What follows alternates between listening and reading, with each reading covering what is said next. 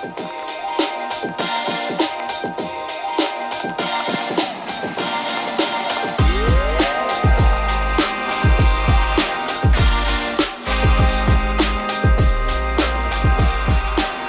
up, everybody, and welcome to episode 68 of the Beanball Podcast.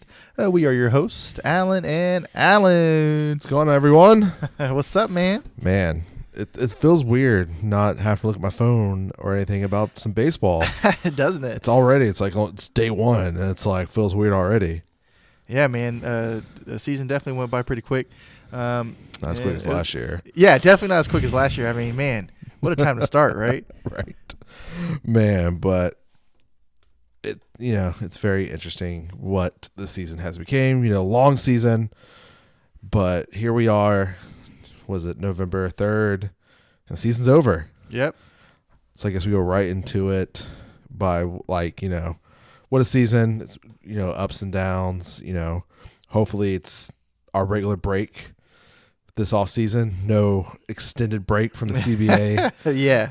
Going on and stuff, but hopefully we're back in February seeing baseball. But I guess we gotta come out and say it, even though it's a little painful to say. Yeah, man.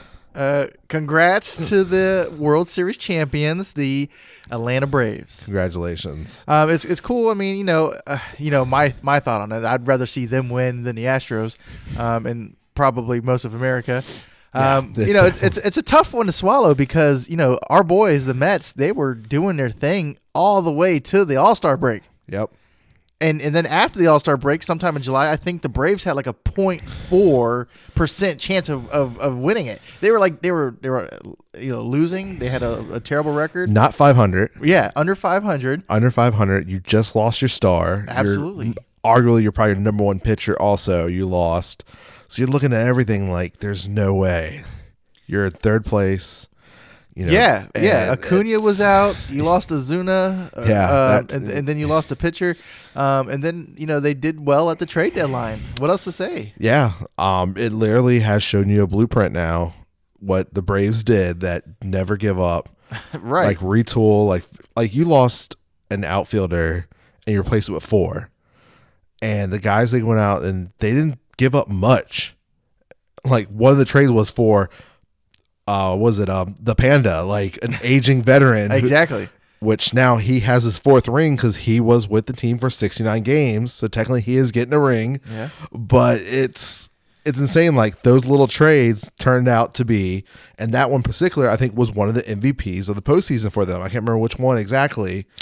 Was it Soler? I think it was, because literally they cut Panda right after the day after or something. But like it was pretty much a salary dump, whatever. But it's insane now looking back at that. Like that was a deal and look what he did for the Braves. Right, and I can just imagine, if you look at the payroll differences, like when you talk about like the Dodgers and stuff like that, $260 million. They were talking about the Braves, who are probably nowhere near that. And if they are, the people who are high on the pay scale are injured, like Acuna Jr. I don't even know if he got his payday, but I'm just saying, like, they're better players. Like Acuna, remember Acuna and like Ozzy are all on team friendly deals. Right. Let's see, I'm pulling it up. I can't remember exactly. Well, this is next year. I don't think it's it's still loading, but they were not top 10. I'm almost certain. Exactly. Right. No way. I'm actually kind of curious who. I think Freddie was probably the most expensive player, and he made $22 million last year or this past season. Well, you know what, and he deserves it, man. Freddie Freeman shows up, and he shows up big. He is definitely one of the best players on that team. And I'm kind of happy for him. You look at the players and stuff that are on the team. Like, I'm happy for him. I'm disappointed that we didn't see Acuna in the World Series. Hopefully he comes back healthy and stuff. But it shows what this team has been building: 4 straight division titles. And then their manager being with the team since the 70s as a minor league player and working his way up. Of course, this is the year after Hank Aaron passed away, so they won it for him. They're going to take the trophy to Bobby Cox's house when they get back to Atlanta. Like, it just shows, and it's insane when you think about it, like Atlanta Braves, like, especially the history of them winning so much in the 90s. They only got that one. And technically, this is only their 2nd World Series as the Atlanta Braves. They won one in Boston, Milwaukee, and Atlanta, of course, in 95. and now they got their second title in Atlanta. It's good to see it. And now with Atlanta winning, what is it? I think half of the 30 teams since 2000, 2001 have won a World Series. So out of the 30 teams, 15 have hosted a title. Okay. These last 21 years. With only the Red Sox repeating, of course, Giants, and the Cardinals. Okay. Yeah, that's crazy, man.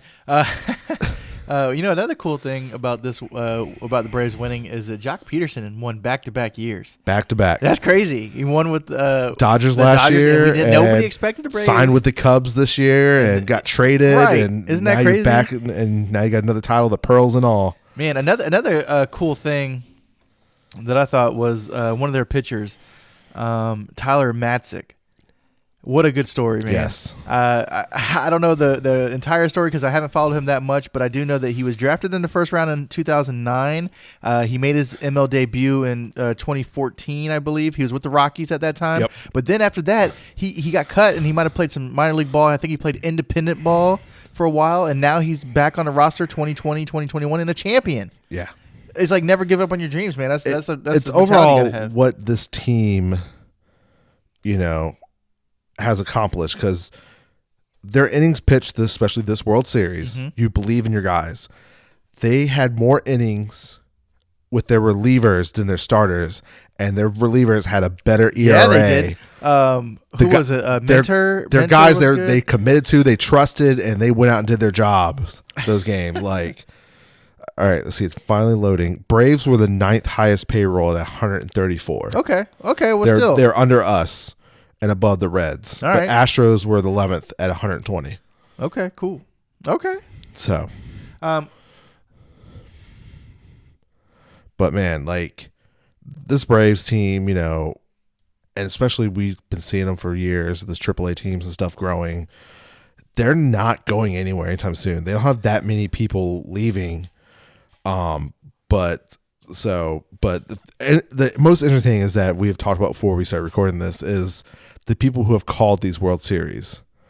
You mentioned someone back in 2016. Yeah, so it's just crazy. That's insane. Because Alan was telling me about somebody who called it this year. Yeah, he called it on opening day. Who Trevor, was I'm terrible at names. Plouffe? He I don't does know. the talking baseball with John Boy. He was a previous player. Yes, he was. So on opening day, he called it Braves over Astros Game 6. Nice, man. That's crazy. On opening day. Called So it on they brought him on. I think March I was watching the 31st. clip, I think recently, because, if they get it done, they asked him, like, this is saying, like, he's, it's on Whirlwind, but they asked him, do you want to know how much you would have made if you did a bet? He's like, sure. I'd like, yeah. So if he put down $1,000 on that day when he did the pick, but with that exact scenario, $1,000, what he would have put down, the payout would have been 25 point, I think it was $6 million. What? Oh my gosh,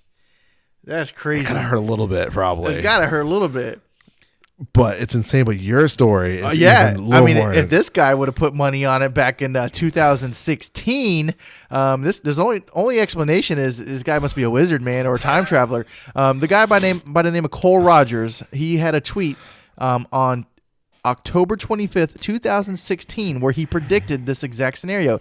The tweet goes something along the lines of, let's see, he basically said, 2021, when we graduate from college, it's going to be the Astros and Braves, and the Braves are winning in 6. Save it now. And his friend's like, all right. And then he's followed up, says, I can see it now. 2021 World Series champions, Atlanta Braves. 2016, he called this in 6. How crazy is that, man? Like 2016. Who was that year? Cubs year. Oh yeah, right after. So it was win. right during the Cubs World Series run that year, like during the actual World Series when they tweeted that, and that occurs, and then now he called the Braves. Let alone call it this season, call it that many years ago. Yeah. It's like, man, what if you would have put money on that one? I mean, we're talking. I couldn't even know what the odds were possibly. Yeah, then. Like, exactly. even predict that right. I don't know if anyone would have took it. Exactly. Because that's 5 years you're talking like, but. Yeah, I mean, it's crazy to think of people predicting these kind of things. But anyways, What are our final thoughts on this World Series? The final thoughts is like the Braves showed you the differences. Home runs matter. They hit 9, or no, they hit I think 11 compared to Astros 2. Mm-hmm. And especially this team, we thought the Astros have one of the best offense, and we talked about last week. Yeah, we were kind of the big three needs to step up, and they didn't. Right, and we were kind of lowballing the Braves a little bit because we were saying the hitting power if they can versus get to their the bullpen pitching. and stuff. Right. And when speaking of pitching, one of my final thoughts was the last game Max Fried threw, Game 6, I thought was incredible just because based on the fact that he got in trouble early. That first inning. They had 2 runners on. It was no outs. Third, he got out of it. I was like, okay. And then later on, I mean, we were like at seventh inning, and he's only got like 70-something pitches. I was like, this guy pitched a gem. And I think they still pulled him too early. I agree. But it worked out. It worked. And you like you said, their bullpen's been a key in this World Series run. They gave to a guy that got the outs, but yeah, Max was dealing, man. Max, we've seen this year is dangerous. I was worried. I was thinking, look, man, if these guys get on him, like because it's the first inning, I was they did get on him game 2, right? And I'm like, oh no, here we go again. Yeah, they got to him early last game. They got him out early. They had to go to bullpen. That's when they stretched that bullpen real thin. They thought if they could have capitalized on their success from the first inning against Max, it might have been a whole different story. Because when you go to Game 7, man, there's a lot of things up in the air. Yes. Because it's kind of like clean slate. I mean, when you're down 2 and you got to fight back, it's different. But the good news is the Braves, they answered, man. I mean, they put up a 7 spot, and then they gave him a donut. Soler, that monster, which that was more the pitching fault for giving too much pitches. Yeah. He was timing that thing perfectly. I mean, what was it, an 8-pitch at bat or something like that? Something ridiculous. I'm like, he's timing the thing. And sure enough, that one low ball where he likes it. You know there's going to be a mistake, and when those happens, the hitters usually cap. And then Freddie add to it. Yeah. No, Freddie Freeman, man, I am a big fan of his now, man. I liked him in the past, but, he's not on our team, so we don't really root for him. Yeah. But when I see him play in this postseason in the World Series, the dude is the real deal, and especially he's after key. That home run, you think now you have a 5-0 lead. Yeah. The motions he was on because hitting the world, in a World Series, that now you're up 5-0. You're now outs away from being a World Series champion. And of course, when he did catch that ball, he threw that thing in the back pocket. They asked him when he was talking to Pedro and them on the field that where's the ball? He's like, it's in my back pocket. It's been authenticated. They don't know what they're doing with it still, but he made sure to save that thing. Yeah, man. Another key thing I liked from the takeaway from this was Darno got a ring. Yeah, and it's pretty cool. He still can't throw anybody out. I've seen that, but his hitting, 2 home runs. His hitting came alive in the World Series because the previous series he was kind of struggling. Yes, he was only there for defense purposes, yes. But the World Series he earned his keep. Yep. Yeah, and remember he missed majority of the season with that shoulder injury and stuff. So remember last year he was one of their best hitters in the regular season and playoffs last year. No, he did great. So with the injury you showed and this is something we thought Mets gave up too early on. It showed in Tampa Bay when he settled there and had a great year. That's when he signed that deal with Atlanta. Right. Well, we always said he was a decent hitter. We needed our pitchers need somebody who can throw people out. Although he did gun a guy out, they just did not catch it and tag him because he had him in time. I can't remember who was stealing the base at the time. Speaking of stealing bases, don't forget, guys, tomorrow you get your free taco. Taco day. Taco. Ooh. Anyways, so that's pretty cool, man. You got any other takeaways? It's, it always is not worry about the money. You find those key guys, especially like we said about the guys they picked up for nothing. And you look at these guys; these were just role players. On terrible teams, got in the right scenario, and then possibly can earn them some money. We'll see what happens this off season, but it's a great story all around. It could change baseball, just like how the Oakland A's, how they first did the Moneyball. Like this could be something where people might be more of a buyer now come the trade deadline next year. Because you're never counted out. Yeah. I mean, I know the Mets are notorious for losing big leads, but it could happen in another division. Yeah. But they definitely proved that if you guys don't give up, you can guys. Win. You can. We're talking about July. We're halfway through the season. It's not like okay, we're probably selling like you think, and then your team goes out and gets 4 players that gave you a confidence boost. Like they still believe in us, and they went and played 600 baseball the rest of the way. Think about it. You lose one of your best players, and you guys are buyers, and you're trying to compete still. Yeah, that's grit. Speaking of that, it's pretty cool. I don't know if they already voted or not, but my vote now has got to go Coach of the Year. It's got to go. Nah, that's already all done. Yeah, well, I'm just saying, man, he absolutely earned it. You can't deny what he's done this year. Absolutely not.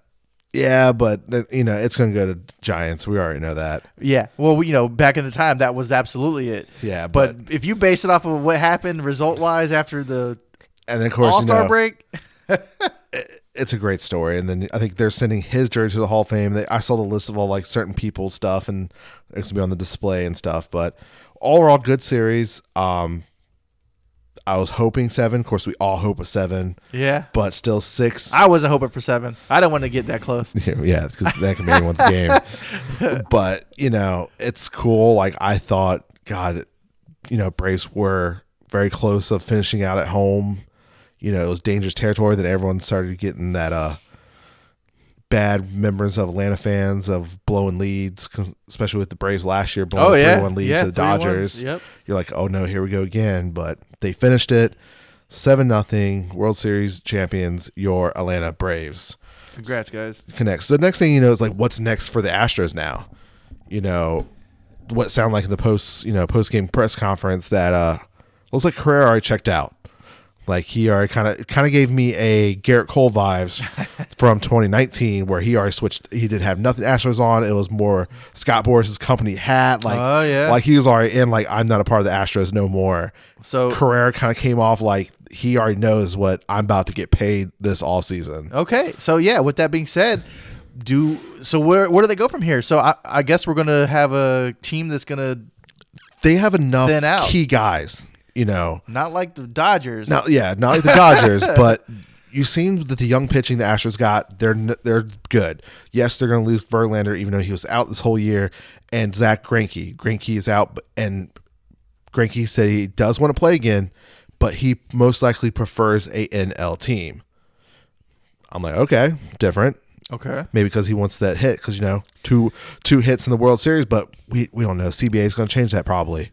So I guess the good news for the Astros is even if they do lose players, like you said, they got guys who are stepping up. They got veterans who are still going to be in the clubhouse. They have prospects that are doing well, so they can easily, So the best thing they got going for them is they're not in the toughest division, even though their division's getting better. Yeah, like you're looking at Seattle. That's the one I'm circling right now. And then the Athletics, we expect. Athletics, we'll talk about. They lost a big thing already with that, and the possibility of you're talking about Vegas, staying in Oakland, that distraction. So you're just circling Seattle. That's my main competition. We also hope that there's a healthy Trout and the Angels actually spend money. There's always that hope. Let's hope. I know. Because God, let's not waste this guy's career. I know. And Shohei's. But we got to see these guys in postseason. If you look at the list that I got in front of me, like you said, Greinke, Verlander, Carrera. We already know. Carrera's definitely gone. Greinke says he wants to go to the NL team. Verlander's that question mark. Does he even pitch again? Does he want to try to resign for cheap money? He's not even a factor. He wasn't even there this year. They still got here. Gurriel, he has an option. And after that, you got like reliever Joe Smith and a bunch of no-name guys. Mm-hmm. So you're not missing much. So the next thing, which they said within the next 48 hours, is going to be Dusty Baker's contract. His contract's up. They said they definitely want to bring him back because what he did with that team. Right.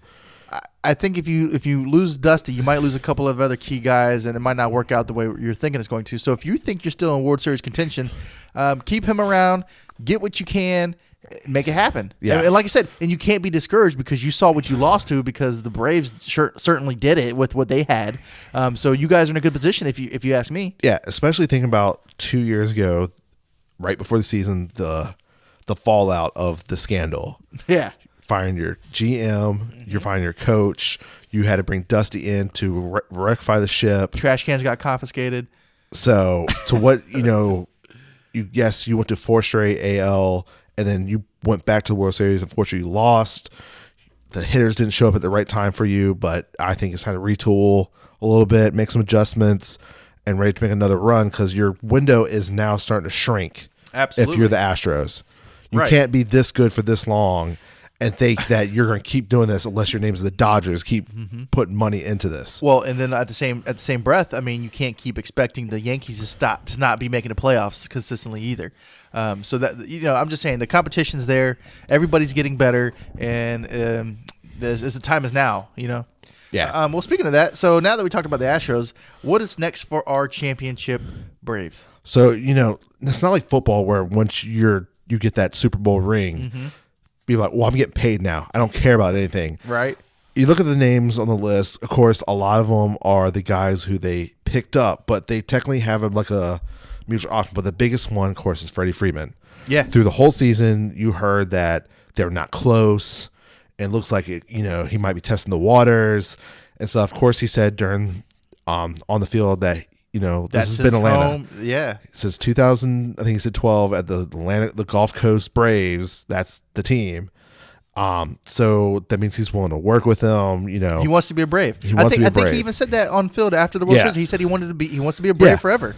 Because I think Pedro asked him because when they won the World Series as the Red Sox, he's like, I want to be Red Sox the rest of my career. Obviously, that didn't happen. Unfortunately, business happened. But that's also a pitcher, man. It's hard to stay there as a pitcher.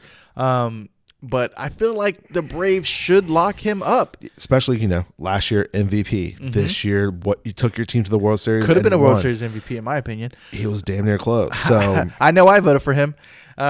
So you get Freddie Freeman. Soler, does he have that right? Especially, now you think about it.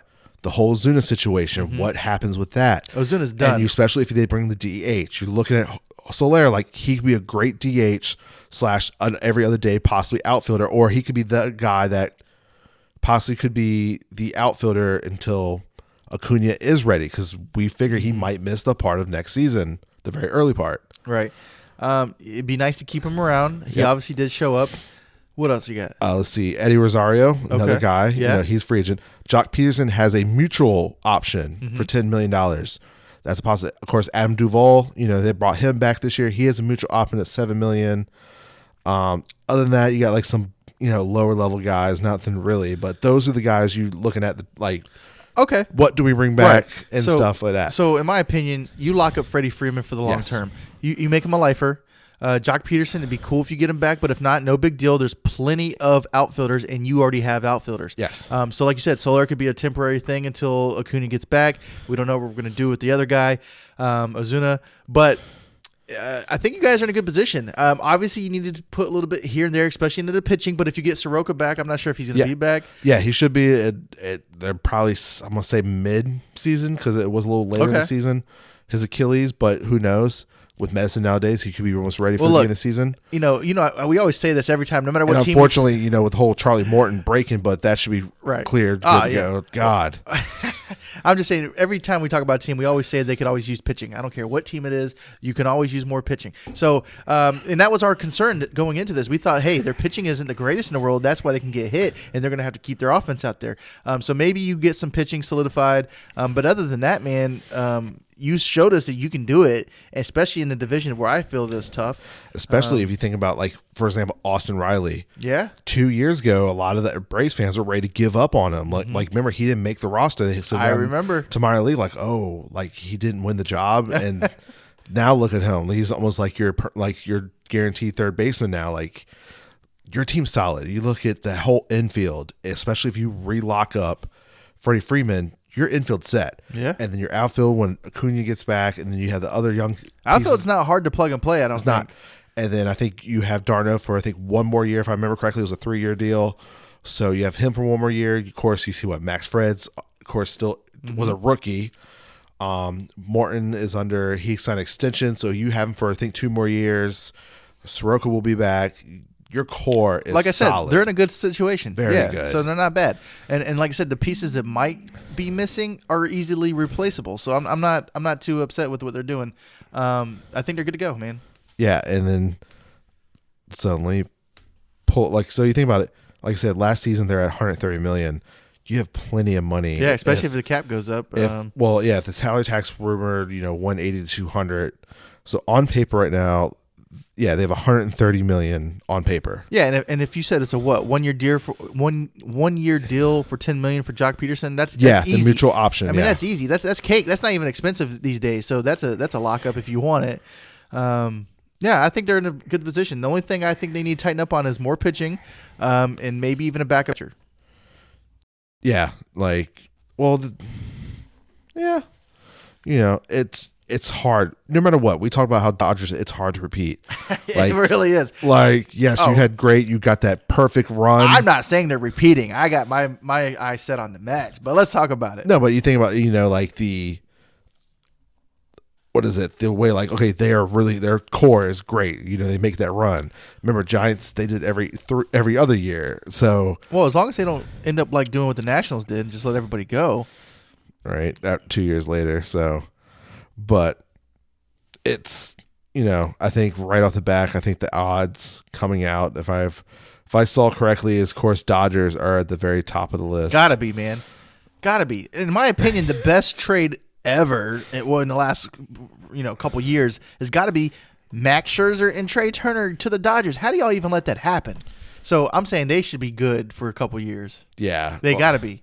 Even though they have a lot of people they got to re-sign and stuff, but even if they don't, I don't care who's left. They're good. They're still good. It's crazy. Yeah. If you just think about it, I'm saying up and down. I could like the whole roster is probably just like 40 man's probably deep. I'm just saying, man, they could probably 50 deep. Yeah, especially if they can get Max Scherzer back. Yeah, and I feel like he wants to be back. I think so. I think he likes the warm weather. He wants to win titles. His team is good. When you're a pitcher and you got tons of backup, yeah, man. Yeah, you're good. You're in a good situation. So yeah, what are the odds? You said the Dodgers are up there. Yeah, I think Dodgers and Astros, I'm almost certain, was second. Really? Yeah. The Astros? Yeah. I would not have had them second. Yeah, even though, like, we're almost certain Carrera is walking. I would have had them, like, third or fourth in the AL. I think I'd probably have somebody from the AL East, like 2 teams at least, ahead of them. Why is my link not working? I think I'm not sure what the odds are exactly, but I would absolutely have the Yankees above the Astros, possibly even the Red Sox or Tampa Bay too. I mean, I don't know. I just feel like all those teams are good. If I remember, Mets were a little down there, and it's okay. When I saw them, like, what's the odds right now? The worst, we can already figure who's the worst. Detroit? Nope. Orioles? Yep. Yeah. Well, Orioles and Arizona. Oh, so I guess the only reason the Orioles are probably worse than Detroit is because the division is tough. Detroit could skate by, but we don't expect anything from them either. It's sad, but all right, they're in that conversation, unfortunately. Yeah, very unfortunate. All right, so this is Caesar book. Dodgers are plus 550. Astros second at plus 700.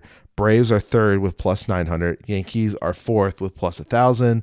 Then it goes White Sox, Tampa Bay, Giants, Red Sox, Padres. Okay. Then it goes Brewers, Blue Jays, Mets, Cardinals, Phillies. What are the Mets odds? Mets are plus 2,000 right now. Okay, that's not terrible. Who's 10,000? So at the very, very bottom is Orioles at 20,000. Same thing with the Diamondbacks. Texas is at 15. Yeah. Pirates are 12,50. Well, 12,500. Okay. Then above 10,000 it goes Cubs and Detroit, Minnesota, Royals, Rockies, and Miami, all plus 8,000. Nationals are up there at plus 6. And then you got the Guardians, Angels, Seattle. Okay. That's a little low for Seattle, I think. But because they're sleeping on them still. Yeah. They gotta prove themselves. So, and then Reds at plus 4,000 and Oakland plus 4,000. Look, we're not saying Seattle's not going to be good next year, but win the whole thing. I mean, yeah. It's a stretch. They could pull Braves and make those couple trades. They could. They might not even need to. They're doing good things. Right. And now that they got Griffey on their side, yeah. Griffey, owner. All right. Sprinkle it in his magic. I think the odds are pretty solid. I mean, it's kind of what you expect. Yeah, Dodgers were heavy favorites after last year, of course, winning the title, and they were heavy favorites this year. And I like what the Giants are doing, man. I really do. So I like that they're up there too. I don't care for the Astros being back there. I thought this year was great, but I don't think they're going to be the same team. Yeah, if you, like you said, look on paper who they're losing. They're arguably losing their best player, right? Arguably top 10 player in MLB, and their division's getting better every year. I'm like, wow. Like, you think, I understand they're not losing much. Mm-hmm. But that's a big guy to lose. And the last 2 years, they did surprise us as well. But that's not the point. The point is everybody around them is getting better as well. And they're not getting better. They're getting a little bit worse. Yeah. So, yeah, I think that the odds are a little heavy on their side for right now. But it's probably going to get worse, in my opinion. Yeah. Well, speaking of Giants, this is some news that's breaking not long before I headed over here to record the podcast. And it's kind of shocking. Especially after what season he had last year. Yeah, so if you guys haven't heard, Buster Posey plans to retire. I think he might announce it tomorrow. Sources told The Athletic that he isn't going to announce his retirement tomorrow. So I'm like, wow. I think we batted just over 300 this season. Right. And it's crazy because, a couple years ago when he got injured pretty badly, I was like, okay, gotta go to first base. Right. And he kind of slowed down a little bit. But this season was great. Like I was not expecting off last year because of COVID, he decided not to play. Like maybe it rejuvenated him. I mean, and then maybe that's also causing it too. The year he was home with his wife and young kids. Right. He's already proved himself. It's not like 12 years, technically really 10 years of playing because 2 years of injuries and then 1 year of injury and then 1 year of COVID last year missing. Right. But and you know what, another thing could contribute to it is he's been a catcher for his whole career. And those guys, their knees, their legs, they go out quicker. That's why they always transition to first base. Maybe he's like, look, I'm beat up. I've done what I had to do. It's time to be chilling at home. Maybe he don't want to take someo's job at first base. I can't remember who plays first base for them. Yeah, but at the same, and I guess he doesn't want to go and be a DH unless that becomes a thing. But yeah, so he's been with the Giants his whole career. He's like the face of the Giants, basically. 3 titles. 3 World Series champions. That's 10, 12, and 14. If you don't know, they ran the even numbers in the early 2000s and 2010s. Rookie of the year. He's a Rookie of the Year. He's a 7-time All-Star, and he was an All-Star this season. Yes. Come on, man. So, yeah, think about that. MVP. MVP in 2012. He's a Gold Glove winner of 2016. He's got 4 Silver Sluggers. He's the 2-time Wilson Defensive Player of the Year in 15 and 16, 2 times Fielding Bible Award, Hank Aaron Award, Comeback Player Award of 2012 and 2021. Come on, man. National Batting Champion in 2012, Golden Spikes winner, and Dick Howser Trophy. So he's got quite a rap sheet. Yeah. I think he thinks that he's the shoo-in for the Hall of Fame. So what else does he have to prove? And it's going to be an interesting topic here in 5 years. It will be. Because if you look on paper, if he does announce it officially tomorrow, if you look on paper, he barely has 1,500 hits. Yeah. In 10 years. And there's only been 2 other pitchers. Catchers are very rare in the Hall of Fame. There's only 16 right now. And you look at, there's only, I think, 2 people that's in the Hall of Fame with less hits. Mm-hmm. So you got to take in that. And then, of course, you do. But the MVP and everything, I feel like it's going to be that long wait possibly for the Hall of Fame. A lot of people are saying he's a shoo-in first year. It depends on the votes. First year. It's going to be very interesting how people are votes. Look, I get it. 1,500 hits is kind of lacking, but he's a defensive guy. Yeah. And he's been injured. I get it. But if you look at what he's done and compare him to other catchers, I think he's pretty solid, man. I'm thinking he might have to wait at least 5 years. And let's not forget, he also has a gold in the World Baseball Classic. Yes. Okay. So, I mean, you look at a resume, I like it. I do too. I mean, obviously, if he's going to get enough. I know. He's obviously going to be in the San Francisco Hall of Fame. Now, if the votes were more of a younger crowd, which eventually it's going to start turning the baseball writers for the Hall of Fame younger, because as the older guys, the ones that, don't want to vote no one in the first year and stuff start to fortunately expire. But then that could change here in 5 years, where he could get real close first year and get second, or he might barely get over that threshold to get in his first year. Yeah. It's going to be very interesting. Most thing when 5 years, if he does retire, is that early vote, when we start seeing those come back and get publicly shared, what's percentage? And if it's a high percentage, then you're like, okay. Then yes, it could possibly be it. So, okay. I mean, yeah, he's 34. He's walking away from $22 million if he retires. And they're wanting to negotiate for a multi-year deal. I know. But that's what I'm saying. So he's a young guy. I think it has to be the family. It must be. I think he enjoyed himself. So does he even care about the Hall of Fame? Because like I said, if he wanted to make a case for himself, that multi-year contract sounds good. I'm thinking like a 4 or 5 year deal with options. And that would give him enough time to break 2,000 plus hits. And then it makes me wonder, like, does he want to take some time off while his kids are young? I guess. Then when they get a little older, he might get back into coaching. Yeah. He might dabble maybe, or just be a scout or something close to baseball. Maybe he just wants to enjoy life right now. He made some money. Yeah. He had a great career. He's happy. He's comfortable. Career. Right. It's bigger than baseball. He wants to enjoy life with his 3 young kids and his wife.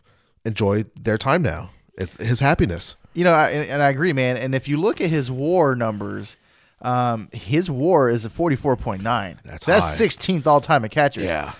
And with fewer games than some guys. So you know what, man? I think he has a good case. I think he does. Like I said, I doubt first year. When I saw a bunch of people today, like after it got announced, like our first year ballot, I'm like, it's gonna be close. It's not gonna be first year. It's gonna be that great debate. But he's definitely not gonna be dragged along like Barry Bonds and people like that.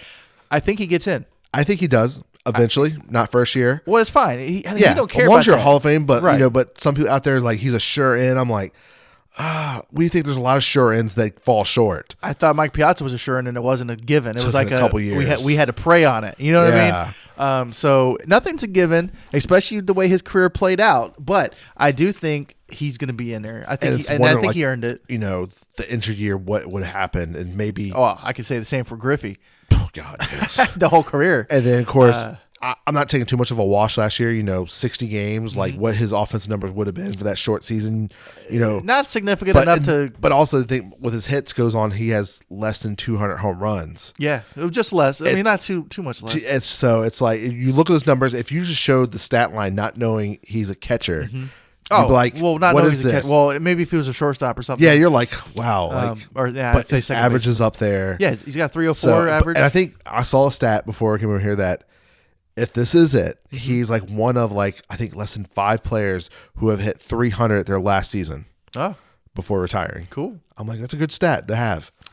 Very few names to have that because people will try to write it out and to the very end, like, I batted 150 and I was like, that's it. Yeah, call me Chris Davis.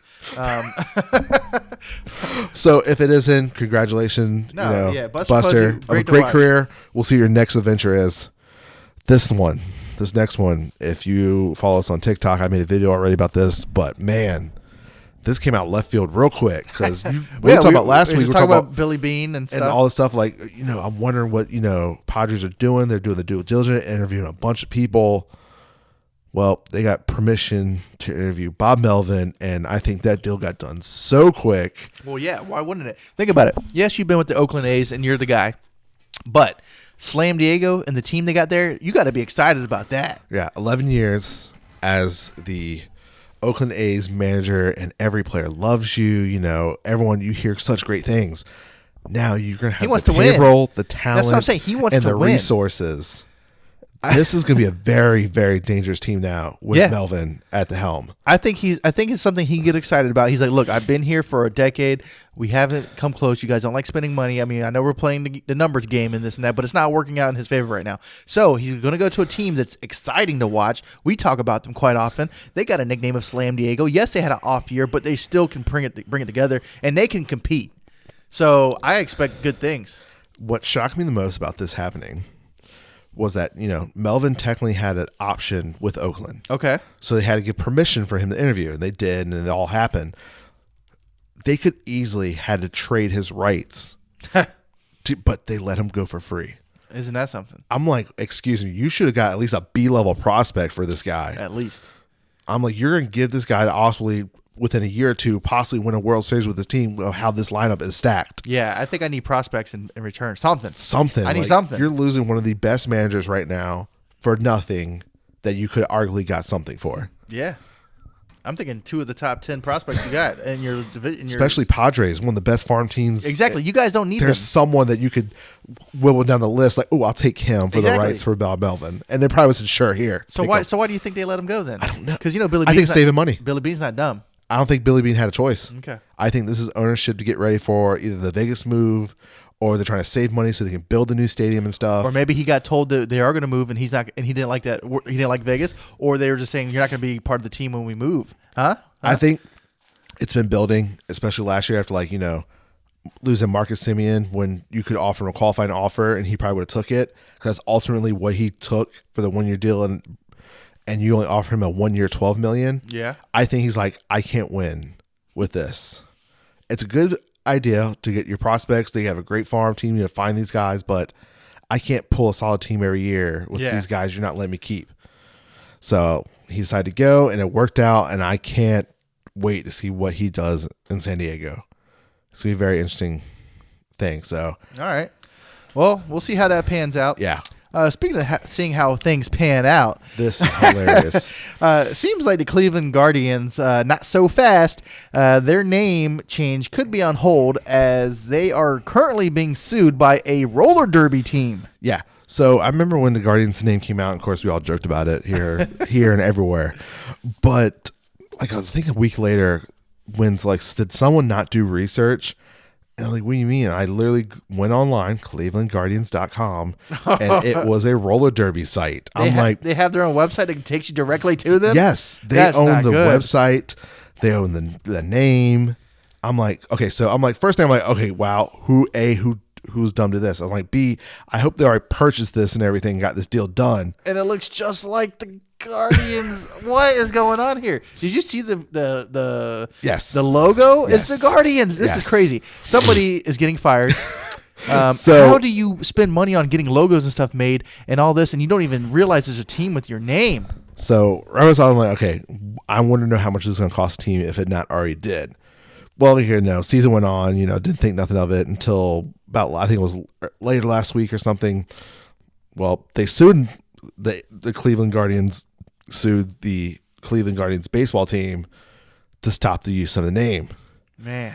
Because technically they own all the rights and everything, and they haven't not signed anything over. And what's nuts is that it looks just like the Indians' new logo and everything. It's like the same thing.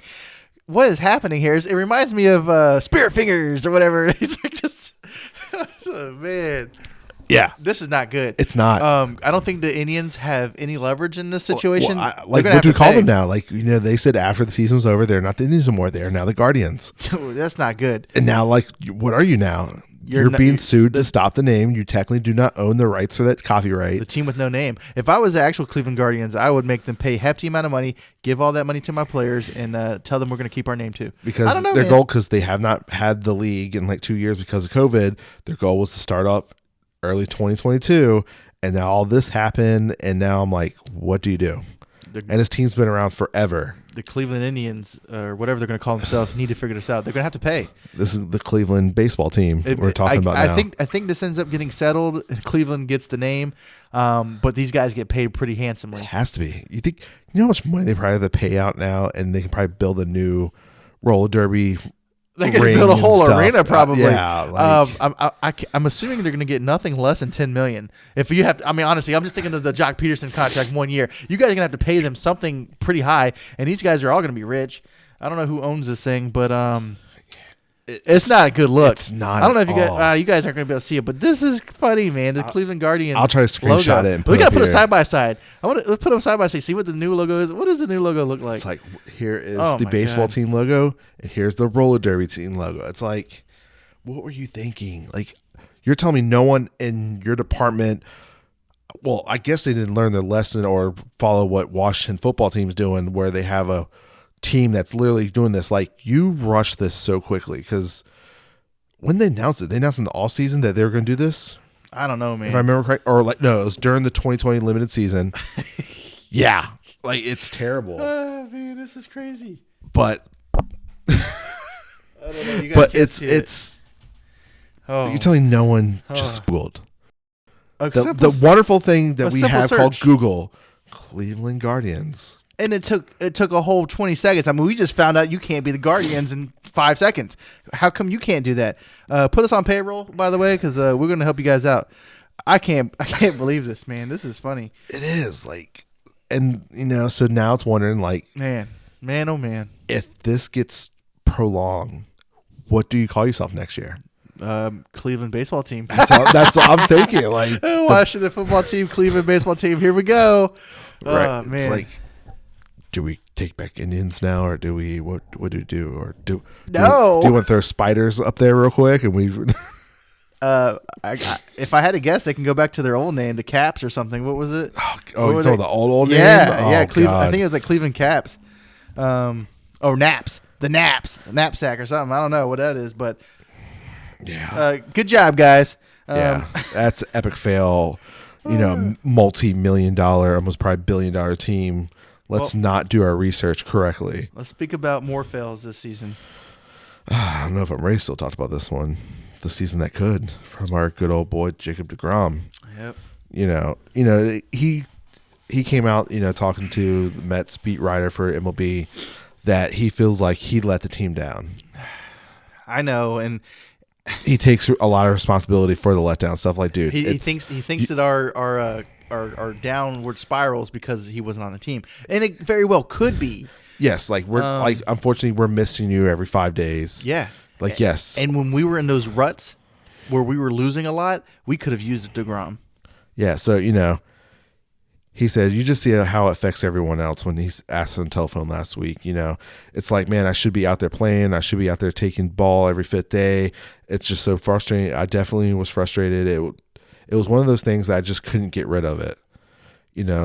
So the issues like what could it be and stuff, I take a lot of responsibility of the Mets falling short, DeGrom said. I'm not running out there every fifth day. I feel like I can't help the team win, so going down, not be able to be out there and pitch, it's definitely a letdown for me. It's also a letdown for my team, so I do take a lot of responsibility for that. Look, in my opinion, you do not need to say you take responsibility for it because the weight is not all on your shoulders. Yes, you're the best pitcher we have.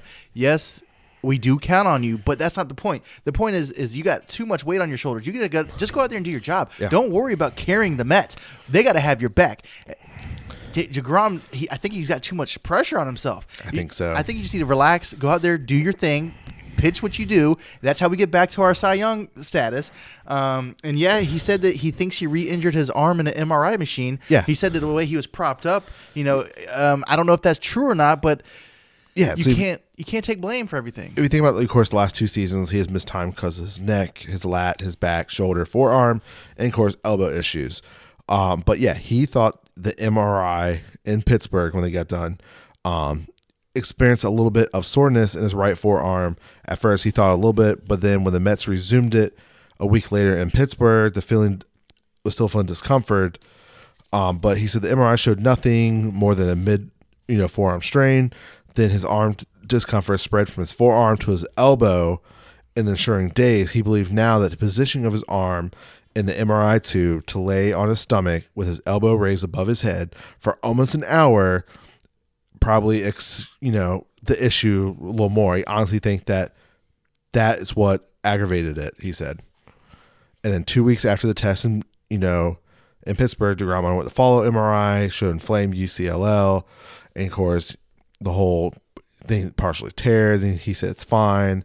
Then, the fourth MRI, and then less than 2 months, it came clean, so he started throwing, but the Mets by then was out of it, and they just shut him down for the rest of the season. I told you he wasn't looking good when he was out there in his last couple starts. I was like, something's off. And sure enough, it is, man. I just want him to get healthy, pitch a great season when he gets back, and hopefully we get other guys back like Noah Syndergaard and whoever else we're missing. I just, Yeah. and that's if we're not losing anybody in the offseason. I'm not sure about that right now. Yeah. But yeah. So, we'll see what happens. And, the next thing with our Mets is the front office still. Yeah, man. We still can't find anybody to fill these spots. What's going on? So they officially came out that our interim GM this year, Scott, will not return to his team. After the DUI? The DUI. They're still waiting for the court date, but they decided to just go ahead and clean slate it. I get it. It's pretty sad though because he was partying at Cohen's house. I think. Yeah, it was a charity thing. That's kind of sucky. Yeah. But you know what? This just proves, based off of this and then the recent Henry Ruggs situation, you guys just need to call Ubers. The team needs to facilitate whatever you're going. I don't know. Like the Ruggs situation, NFL has the thing where they will come pick you up 24/7. So why are they taking advantage of this? I don't know. Like, especially nowadays with Uber and everything, it's just insane of the risk and the stupidness that people are taking. Right. That one decision just changed the whole life of two people. 2 people and their families. Yeah. Well, yeah, 3 people because his girlfriend too was in the car. Oh wow. The passenger. Yeah, she's a college athlete. I think she plays volleyball, but she's okay too. I think, but I'm just saying, like everybody involved has just been changed, and now you went from this guy who could possibly be a star. Now you're going to be getting jail time or something. Climb, right. And you're looking anywhere from 2 to 20 years. And it's the same thing with these CEOs and these baseball guys. Like, look, guys, if you're going to go party, be responsible because you have to think about the team, yourself, and everybody else around you. It just doesn't make sense. Now the guy's been suspended and he lost his job. So now what? It's just a lot going on. But anyways, the Mets still need to fill these spaces. Yeah. So it's like we're still looking at the president of baseball operations. They're now saying they're more turning their idea or like their thoughts on the GM role more because, the World Series is over now. I think we're days away from tackling the GM meetings and we don't have a So it's like, I guess Sandy's going to have to go to that. Like, and is it because of Sandy? do people not like him? No, I know the guy they reached out to for the Twins. I'm thinking on the top of my head. He said nothing against Sandy. I would love to go there, but I think personally for my growth, I need to stay here. That's a lot of people hearing like, I'm willing to stay. They've reached out to, Cubs, Dodgers, I think it was Giants. A lot of names have been thrown out there. And it makes me think of something you said last season. I think maybe we need to look into getting somebody from the Rays organization. I think we should have, because they the whole before scenario with God, what was our GM before? The agent turned GM, the guy that we had, I can't remember his name already. We had a chance to get, the runner-up was with the Rays, which now, of course, he is the president of baseball operations with the Red Sox. Like, we could have had the guy already and just could have, switched teams. Sandy became his boss and it had been just a wrap. But I think one of the names was thrown around, Peter Bendix. He's a VP of baseball development for the Rays. He's already been kind of linked with the Mets. But like you said, I mean, they obviously know what they're doing over there. Obviously, there's a lot of good teams. I mean, what about I don't know. I just know that the Mets have positions open, and for some reason it's feeling like it's hard to fill them when we have an exciting team, man. Yeah, very exciting team.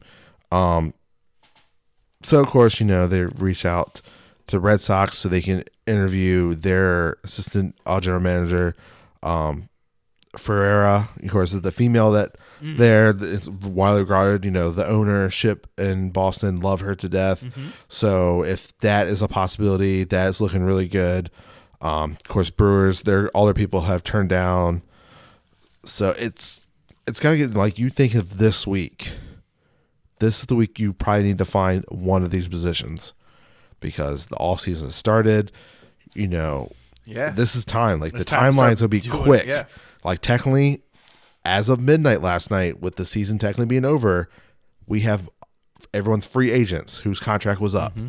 So now it's time to start building these teams, thinking about next year. Of course, the CBA is kind of overall heads kind of scenario, but they need to come quick. I hope they're, maybe patiently, they've reached out to Billy Bean and stuff like that, and it was looking good, but then they turned him down. So it's getting frustrating a little bit as a Mets fan, but maybe this is the patient way to find the guy, and we'll just see, and hopefully the news is soon. So speaking of off season, the dates are coming up, like you said. So this week, the qualifying offers have to be issued. Okay. Then, of course, free agency technically begins the next day on November 8th. On the 17th, qualifying offer decisions due. Technically, on December 2nd, the CBA expires, possibly lockout. Arbitration eligible tenders are due on the 2nd of December. The Rule 5 draft, of course, during the winter meetings on the 8th of December. Arbitration figures filed on, of course, January 14th. And then 15th, the international window officially opens for MLB. So if you're looking at, what people are out there for qualifying offer, Freeman is technically eligible for the qualifying offer, which is be lower than what he made last year, so that's not going to happen. Absolutely not. Boston, JD Martinez, that's if he opts out. I don't think that's going to happen. Reds, Nick Castellanos, if he opts out, he can receive the qualifying offer. White Sox, Rendon, that comeback season he had, that might be looking. Colorado, you think Story's going to happen, and then John Gray. Of course, Houston, Carrera. You're saying we think that Story's going to get a qualifying offer? These are the people who are eligible for qualifying offer. I feel like from what the swirlings are going around. I think they're going to do it, and then he's going to deny it. He's going to go to the Yankees. That's what he'd like. So at least, Colorado's willing to get that draft pick compensation. Sure. Carrera for Houston, we knew that was happening. Dodgers have, of course, Corey Seager, Chris Taylor, and Curtin Clayshaw. All can be qualifying offered. Man, what do you do there? Of course, Mets have Conforto and Syndergaard. Oh, man. Brandon Belt for Giants. And, of course, the Blue Jays have Ray, Simeon, and Steven Matz. Okay, man. So, yeah, with all those names you just mentioned, I feel like some of these teams that we've been talking about. Top of my head, if you think about it, Rendon, I think he would accept if he reached out because I think he got nothing last season. He's not going to get $18 million after a great season. Yeah. Of course, I think Syndergaard would take it. Conforto's on that borderline. Yeah. Would you take it? Not. Seager, no. Taylor, possibly, but I don't think they'll offer it Taylor. I think he can get paid somewhere. I think he can get paid, but I don't think it's going to be $18 million a year. He only got, I think, 8. I think last year, if I remember correctly. Yeah, but okay, we'll see. And then Freeman, I don't think they offer it to him because I think they feel like the deal could get done. Mm-hmm.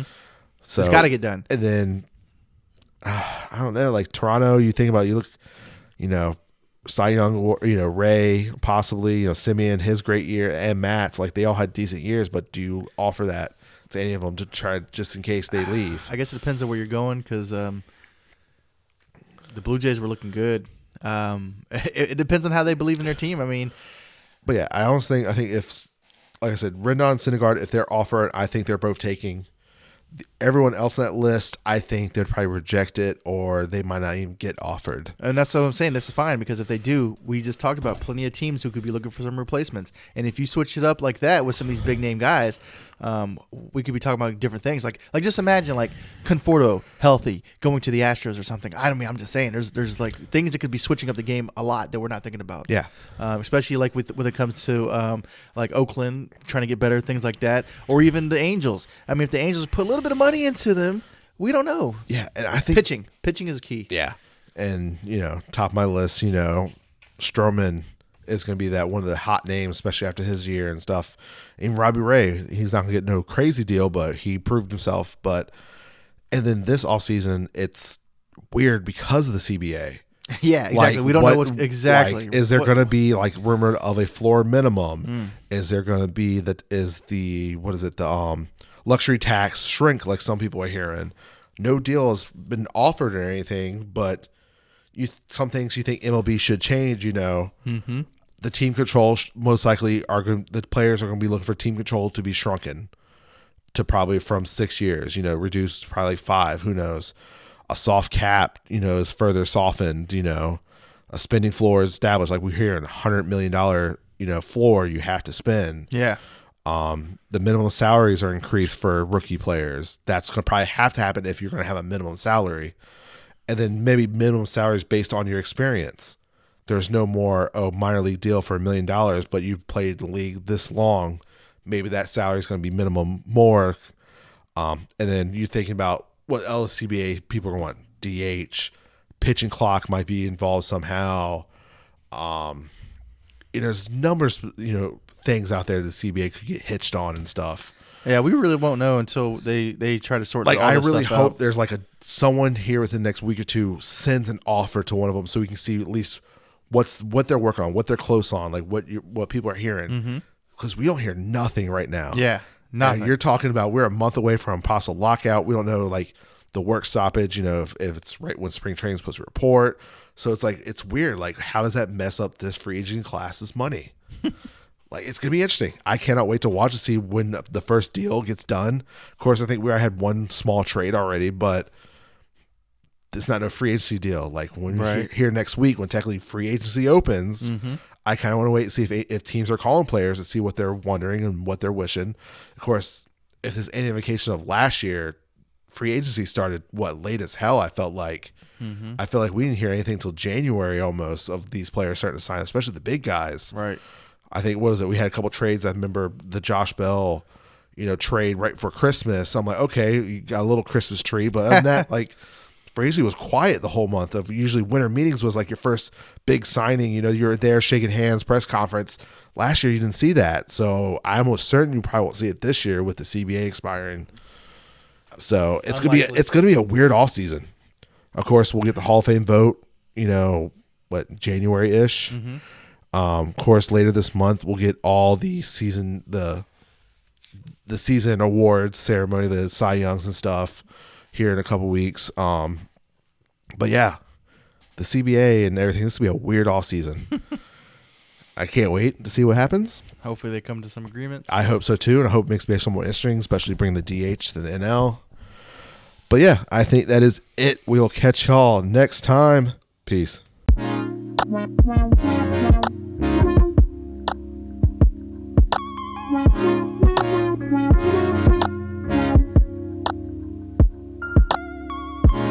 You have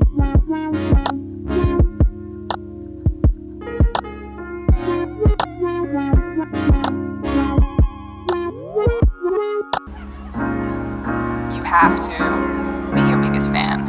And when things are really tough and they're really rough and nothing's working, but there's something inside of you that says, I just have to follow that. Because you don't know who